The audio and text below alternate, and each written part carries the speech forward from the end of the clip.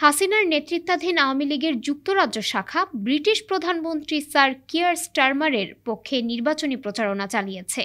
৮ জানুয়ারি the টেলিগ্রাফের এক প্রতিবেদনে জানানো হয়েছে এমন তথ্য।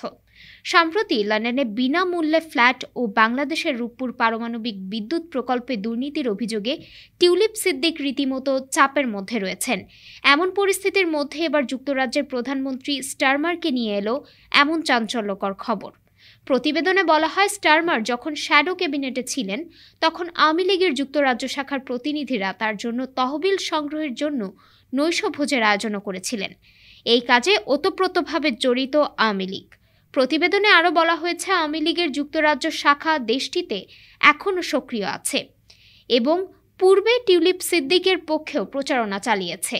2019 সালে আওয়ামী লীগের যুক্তরাজ্য শাখার কর্মী আব্দুল আহাদ চৌধুরী স্টারমারের পক্ষে তার হলবার্ন এবং সেন্ট পানক্রাস নির্বাচনী এলাকায় প্রচারণা চালিয়েছেন। দলের সিনিয়র কর্মকর্তা শাহ শামীম আহমেদ এবং সৈয়দ সাজিদুর রহমান ফারুক এ সময় টিউলিপের পক্ষে প্রচারণা চালিয়েছে বলে জানানো হয়।